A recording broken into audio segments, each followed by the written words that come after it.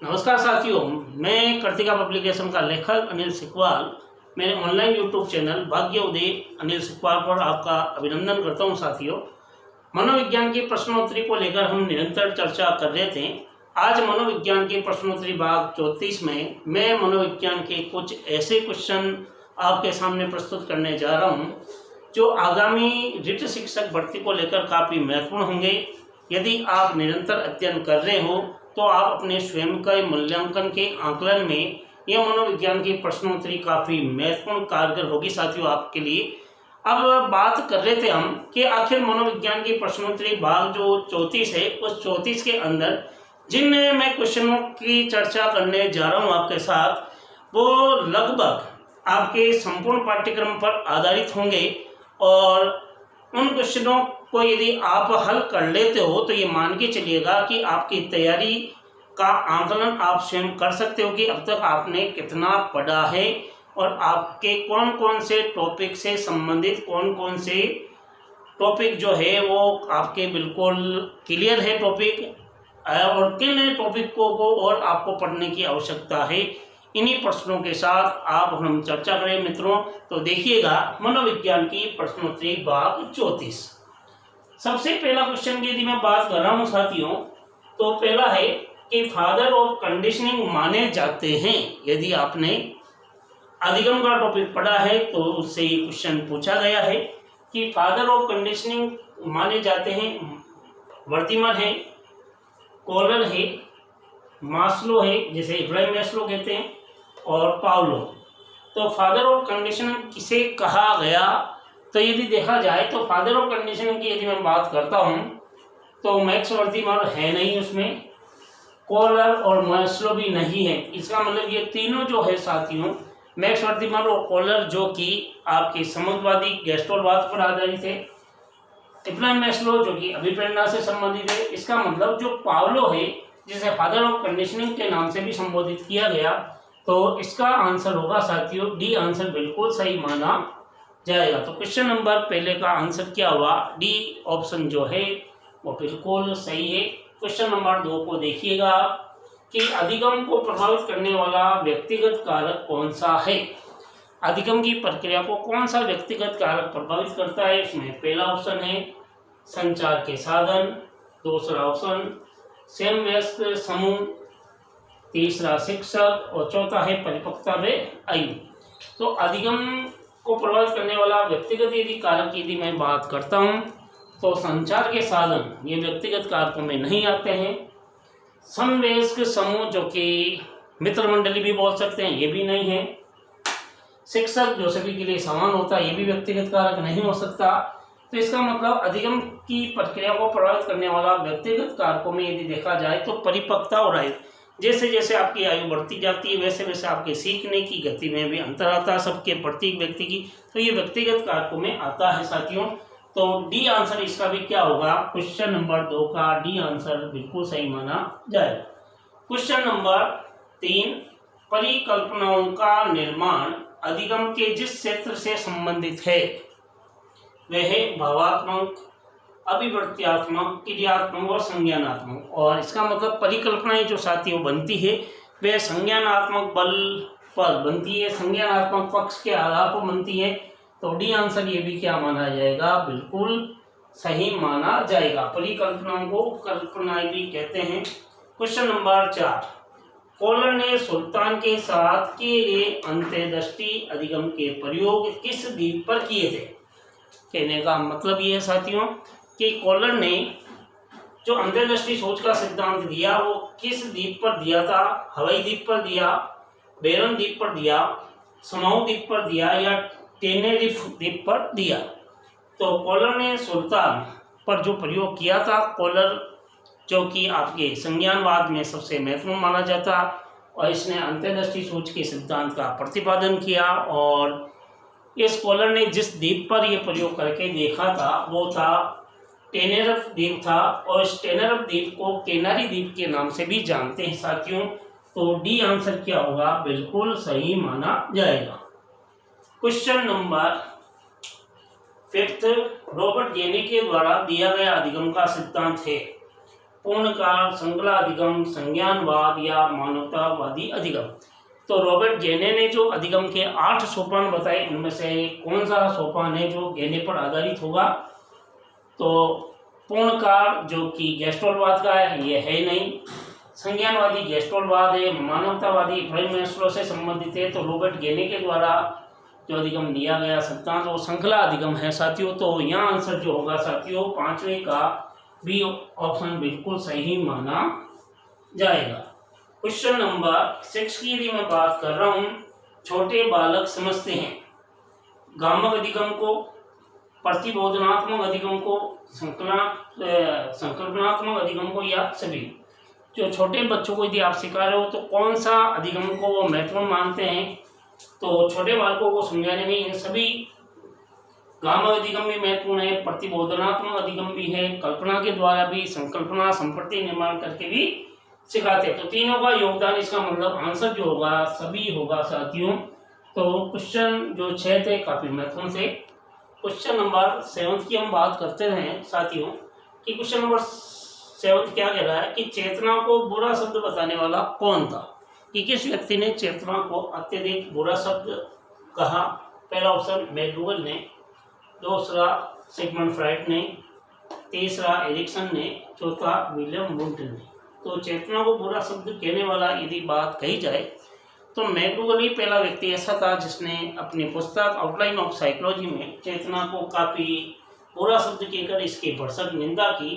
तो इस दृष्टि से साथियों पहला ऑप्शन बिल्कुल सही माना जाएगा। क्वेश्चन नंबर 8, जिस प्रकार से फसल के लिए कृषि होती है उसी प्रकार से ही मनुष्य के लिए शिक्षा होती है। उक्त कथन के प्रतिपादक कौन है? अरस्तु है, जॉन लॉक है, विवेकानंद है, या पेस्टालोजी। तो यहाँ पर ये शिक्षा या शिक्षण अधिगम की प्रक्रिया के अंतर्गत जो शिक्षा शास्त्र है साथियों, वहाँ से क्वेश्चन पुटअप हुआ है कि जिस प्रकार फसल के लिए कृषि का होना अति आवश्यक है उसी प्रकार मनुष्य के विकास के लिए शिक्षा का होना अति आवश्यक है। इस कथन के प्रतिपादक कौन है? तो अरस्तु ने जो कथन कहा था कि स्वस्थ शरीर में स्वस्थ मस्तिष्क का निर्माण होता है, यही शिक्षा कहलाती है। जबकि विवेकानंद ने जो कहा था वो ये कहा था अंतर्निहित शक्तियों की पूर्णता की पूर्ण अभिव्यक्ति शिक्षा है। और पेस्टालोजी ने कहा कि शिक्षा से मेरा तात्पर्य व्यक्ति की स्वाभाविक योग्यताओं का सर्वांगीण विकास है। तो यहाँ केवल एक व्यक्ति जॉन लॉक बचता है। तो इसका मतलब जॉन लॉक ने ही ये कथन कहा था कि जिस प्रकार फसल के लिए कृषि का होना उसी प्रकार मनुष्य के विकास के लिए शिक्षा का होना अति आवश्यक है। कहने वाला कौन था? John Locke. तो यहाँ बी ऑप्शन जो है साथियों बिल्कुल सही माना जाएगा। क्वेश्चन नंबर 9, सूक्ष्म शिक्षण चक्र या सूक्ष्म शिक्षण पर बल देने वाला सिद्धांत कौन सा है? व्यवहारवाद का सिद्धांत है, अनुबंधन का सिद्धांत है, सोच का सिद्धांत, या कोई नहीं। तो गहनता के आधार पर, सूक्ष्मता के आधार पर यदि अधिगम कराने वाला जो सिद्धांत है साथियों वो होगा सोच का सिद्धांत। किसका होगा? सोच का सिद्धांत होगा। तो सी आंसर क्या माना जाएगा? बिल्कुल सही माना जाएगा, 9 का सी। क्वेश्चन नंबर 10, रोसा परीक्षण में व्यक्तियों के पशुओं की आकृति बताने वाला होता है। संवेदनशील, अंतर्मुखी होता है, तीव्र बुद्धि होता है, या स्तर बुद्धि। यानी कि हरमन रोसा ने जो परीक्षण बनाया 1921 में, और उस परीक्षण में पशुओं की आकृति बताने वाले का संबंध उन्होंने किससे बताया? संवेदनशीलता से बताया, या अंतर्मुखीता से, या तीव्र बुद्धि, या स्तर बुद्धि। तो उसका संबंध जो होगा साथियों वो होगा अंतर्मुखी। तो बी ऑप्शन बिल्कुल सही माना जाएगा। क्वेश्चन नंबर 10 का बी बिल्कुल सही। क्वेश्चन नंबर 11, कौन सा नकारात्मक संवेग है? नंबर 1, आशावादी होना, आनंदवादी होना, चिंतावादी होना, या उपलब्धिवादी होना। तो कौन सा ऐसा है जो नकारात्मक संवेग होता है? कि आशावादी होना या आशा रखना नकारात्मक होता है क्या साथियों? नहीं होगा मित्रों। तो ये आंसर क्या होगा? गलत। आनंदित होना क्या नकारात्मक होता है? क्या नकारात्मक के कारण व्यक्ति आनंदित होता है? फेल होता तो आनंदित होता है क्या? नहीं। तो ये भी नहीं होगा। फिर उपलब्धि यदि आपको प्राप्त होती तो वो नकारात्मक है क्या? नहीं है, तो ये भी नहीं। तो चिंता जो होती सदैव नकारात्मक भाव को लेकर उत्पन्न होती, तो सी आंसर क्या होगा? बिल्कुल सही माना जाएगा। क्वेश्चन नंबर 12, डेनियल गोलमैन का संबंध है सामाजिक बुद्धि से, सृजनात्मक बुद्धि से, संवेगात्मक बुद्धि से, या वही नहीं। डेनियल गोलमैन जो था साथियों, उन्होंने क्या किया? डेनियल गोलमैन ने कि 1990 के आसपास डेनियल गोलमैन ने काफ़ी संवेगों पर काफ़ी चर्चा की, और 1995 में डेनियल गोलमैन ने एक पुस्तक लिखी थी, और उस पुस्तक का नाम था संवेगात्मक बुद्धि बुद्धिलब्धि से क्यों महत्वपूर्ण है, और जिससे यह परिलक्षित होता है कि डेनियल गोलमैन का संबंध जो होगा वो होगा संवेगात्मक बुद्धि से। सी आंसर क्या होगा? बिल्कुल सही माना जाएगा। क्वेश्चन नंबर 13 की बात कर रहे थे मित्रों कि कल्पना करना, प्रेम करना, गणना करना किस अनुक्षेत्र से संबंधित होता है।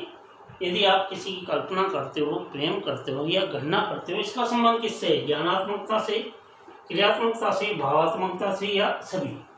यदि आप किसी से प्रेम या गणना करते हो तो निश्चित रूप से आपका उससे संबंध होगा वो भावात्मक होगा। इस दृष्टि से जो उत्तर होगा सी बिल्कुल सही माना जाएगा, भावात्मकता से। क्वेश्चन नंबर 14, अधिगम की गति अधिक होने पर बनता है ऋणात्मक वक्र, धनात्मक वक्र, समांतर वक्र, या इनमें से कोई नहीं। तो अधिगम की गति अधिक होने पर कौन सा वक्र बनता है? यदि आप कम समय में ज़्यादा सीख रहे हो तो वक्र कौन सा होगा? यानी कि अधिगम की गति ज़्यादा है तो धनात्मक वक्र होगा निश्चित ही। तो बी आंसर क्या होगा? बिल्कुल सही माना जाएगा। किसका? क्वेश्चन नंबर 14 का। क्वेश्चन नंबर 15, खेल, गीतों और उपहार के द्वारा शिक्षा दी जाती है डाल्टन पद्धति में, प्रोजेक्ट पद्धति में, किंडरगार्टन पद्धति में, या मोंटेसरी पद्धति में। तो मित्रों, मोंटेसरी जो मरियम मोंटेसरी था या मारिया मोंटेसरी जो थी, उसने क्या कि खेलों और गीतों और उपहार के द्वारा बच्चों को सीखने पर बल दिया। तो इसका आंसर भी क्या होगा? डी आंसर होगा कि खेल और उपहार के द्वारा जो सिखाया जाता है वो मोंटेसरी पद्धति में सिखाया जाता है। किंडरगार्टन में जो तो है वो फ्रोबेल का था, जो कि खेल पर तो मध्य में विशेष महत्व देता है, लेकिन गीतों और उपहारों का इसमें योगदान नहीं है। प्रोजेक्ट मेथड होता है जो कि अमेरिका जैसे देश की देन मानी जाती है। प्रोजेक्ट एक निश्चित योजनाबद्ध तरीके से किसी चीज़ को क्रियान्वित करने के लिए प्रोजेक्ट पद्धति का काम में लिया जाता है। डाल्टन पद्धति बच्चों को करके सिखाई जाती है। तो यहाँ पर जो आंसर हुआ वो खेल और उपहार का संबंध मोंटेसरी पद्धति से होगा। क्वेश्चन नंबर 16, साहचर्यवाद के जनक कौन है या साहचर्यवाद के जनक किसे बताए गए हैं? जेम्स लेबर को, अरस्तु को, फ्रोबेल को, या जॉन लॉक को? तो साथियों बात यह है कि साहचर्यवाद, जिसे साहचर्यवाद भी कहते हैं, इसके जो जनक है वो जॉन लॉक है। और इसका मतलब क्वेश्चन नंबर 16 का जो आंसर होगा डी बिल्कुल सही माना जाएगा। क्वेश्चन नंबर 17 काफ़ी महत्वपूर्ण है। संपूर्ण भारत में निःशुल्क शिक्षा का अधिकार अधिनियम 2009 को लागू किया गया था। संपूर्ण भारत के अंदर 4 अगस्त 2009 को, 23 अगस्त 2009 को, 29 मार्च 2009 को, 1 अप्रैल 2010 को। तो भारत में संपूर्ण भारत की यदि बात करें कि जम्मू कश्मीर को छोड़कर शिक्षा का अधिकार अधिनियम, जो निःशुल्क शिक्षा का अधिकार अधिनियम है, वो संपूर्ण भारत में 1 अप्रैल 2010 को लागू किया गया था। तो इस दृष्टि से डी आंसर क्या माना जाएगा? बिल्कुल सही माना जाएगा। अब क्योंकि 29 मार्च को तो क्या हुआ कि यदि 29 मार्च की यदि बात करें तो 29 मार्च 2009 में संपूर्ण भारत में निःशुल्क शिक्षा का अधिकार अधिनियम लागू नहीं हुआ था। 29 मार्च को तो यदि देखा जाए तो 29 मार्च 2011 में राजस्थान में जरूर ये लागू किया गया था, वो भी 2011 में लागू किया गया था। तो ये तो होगा नहीं। और 20 अगस्त और 4 अगस्त की यदि हम बात करें साथियों, तो लोकसभा राज्यसभा में एक विधेयक पारित हुआ, उसके तहत ये निःशुल्क शिक्षा का अधिकार अधिनियम 1 अप्रैल 2010 को संपूर्ण भारत में लागू किया गया। फिर यदि हम बात करते हैं अगला क्वेश्चन की, कि एनसीएफ 2005 की अध्यक्षता की थी प्रोफेसर यशपाल ने, प्रोफेसर कीर्तिपाल ने, रंगनाथ राव ने या यकूब खान ने। तो एनसीएफ 2005 जो बना वो उसकी अध्यक्षता करने वाला जो था वो था प्रोफेसर यशपाल, जो कि इसकी प्रथम कार्यशाला नई दिल्ली में आयोजित हुई। और प्रोफेसर यशपाल जो कि रविंद्रनाथ टैगोर के निबंध से काफ़ी प्रभावित हुए, इस दृष्टि से एनसीएफ 2005 के अध्यक्ष थे वो प्रोफेसर यशपाल थे। एनसीएफ 2005 है क्या, वो सीधी सी बात है कि नेशनल करिकुलम फ्रेमवर्क 2005 जो पाठ्यक्रम निर्माण को लेकर बनाया गया था कि शिक्षा बिना बोझ की हो। तो आज हमने लगभग मनोविज्ञान की प्रश्नोत्तरी 34 में कुछ ऐसे चुनिंदा प्रश्नों की साथियों हमने चर्चा की है जो आपके रीढ़ शिक्षक भर्ती को लेकर काफ़ी महत्वपूर्ण होंगे। और कम से कम इन क्वेश्चनों में से आपको कितने आते हैं, यदि आपने अधिकतर उत्तर दिए तो आपका लगभग, मेरा ऐसा मानना है कि तैयारी आपकी अच्छी चल रही होगी। यदि इसमें से आपके उत्तर गलत आ रहे हैं, कईयों के उत्तर सही नहीं हो पा रहे, तो निश्चित रूप से उन प्रतियोगी परीक्षा की तैयारी करने वाले जो प्रतियोगी हैं उनको और मेहनत करने की आवश्यकता है। तो मैं समय समय पर मनोविज्ञान की प्रश्नोत्तरी जो आप तक में पहुंचाने का जो मेरा मेन उद्देश्य है, उसका केवल इतना ही उद्देश्य है कि कम से कम आप में आत्मविश्वास आए और आपको यह आकलन हो जाए कि अब आप कहाँ टच कर रहे हो और आपको कितनी तैयारी की आवश्यकता है।